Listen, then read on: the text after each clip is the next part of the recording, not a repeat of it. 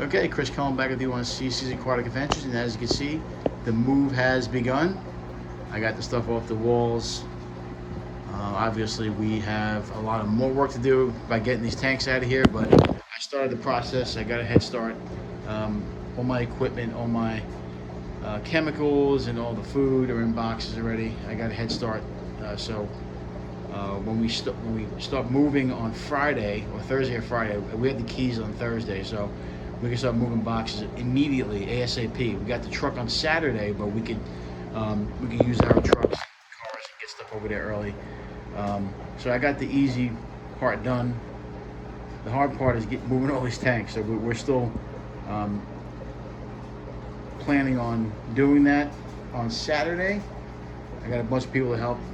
And we're gonna have to do it section by section. I plan on doing the big stand there, the 55, 75 stand.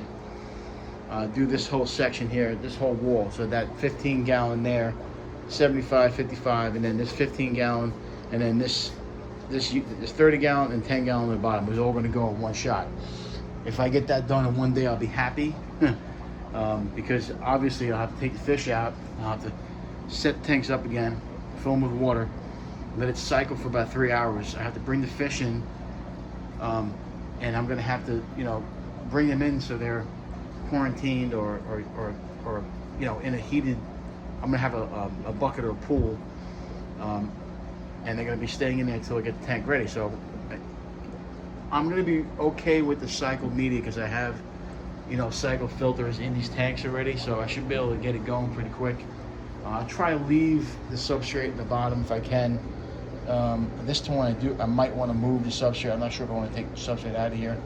Then I might cycle a little longer, but it's going to be a process, and it may take me more than 2 days. And I was hoping to get a lot of help on Saturday and get most of these tanks. I don't think it's going to happen. I just don't. It might take us like 4 or 5 days to move all these tanks. And we still have to figure out the electric and where we're putting these tanks, so it's not going to be easy.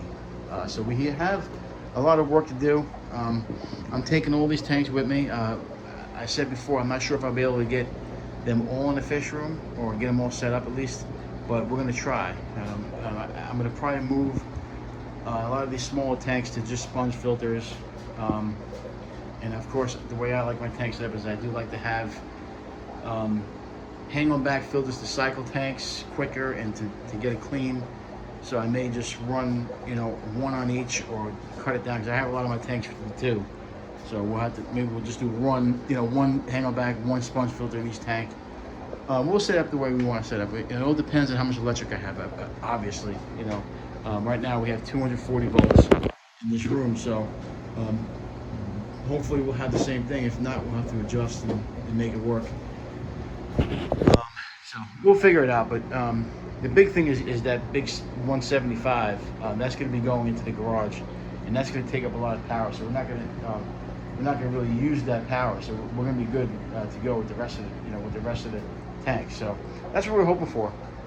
So we'll see what happens. But as far as power, we'll make it. We're going to make it work and see what happens, and we'll take it from there. But I want to show you guys this. This is if you guys ever move tanks and if you got to get water out in a hurry, this is a good thing to have. This is a pump. So you hook up the hose to this side. I got a long hose, and then you can just put this in the water. Whole thing in the water. Let it suck. I let it go to the bottom. Got a long cord, as you can see. So you go over to the bottom of the tank. It's probably about a 4-foot cord, I would say, maybe a little longer. And then dip in the tank and let it suck the water out instead of you having to worry about siphoning and all the other stuff that you usually do. So right now we're just gonna figure it out and plan it. And obviously I got stuff packed already, so we have some good planning going on. My wife's a good planner, but we will get that thing going and we're gonna move this stuff. So I'm looking forward to showing you guys the space we have.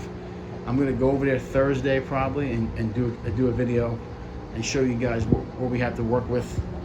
This is gonna be you know, all this stuff can look different. We're gonna have a totally different setup. So whether it be I change the stands or whatever I do is gonna be different.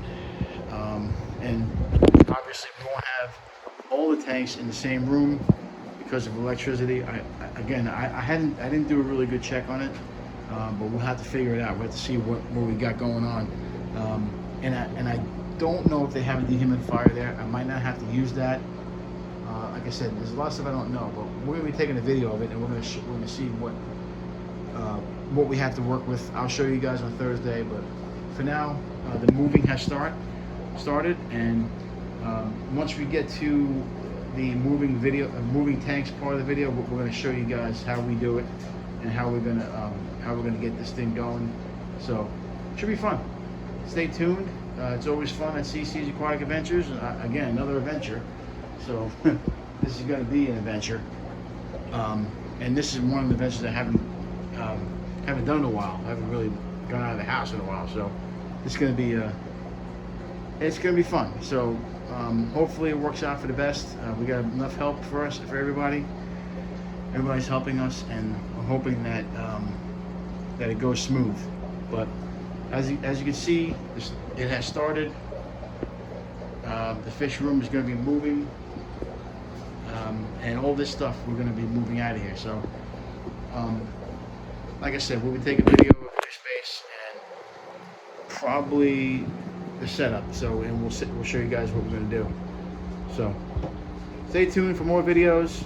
I'm glad you guys are going to be watching this movie. I'm very excited about it. I think we have a nice opportunity here to give me some more space, and maybe I could set up some breeding stuff going on. Maybe I'm hoping I can set up a nice. I can set up the way I want to set it up, and I've always wanted to cut down on my electric, and I wanted to really get myself, away from all the hang-on back filters.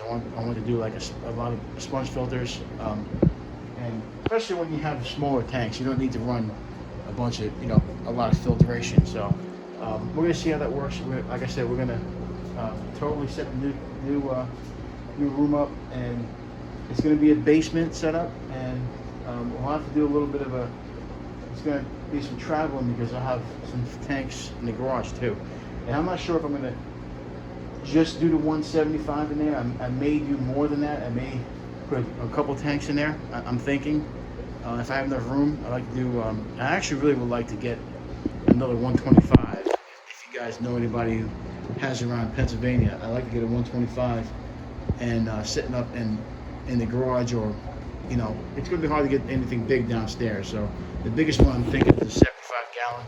But if we can get a 125, I'd like to do a 125 and set up the frontoses and the African cichlids in there, and then we can move some of the South American cichlids that we have down there into the 125 with the frontoses, and maybe add another 1 or 2 frontoses.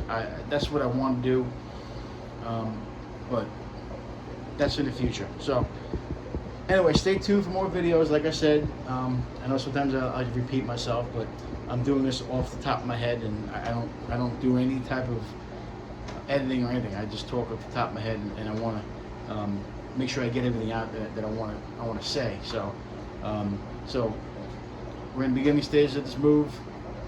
Stay tuned for more, and if you can't own them, rehome them. And I hope you guys have a great day.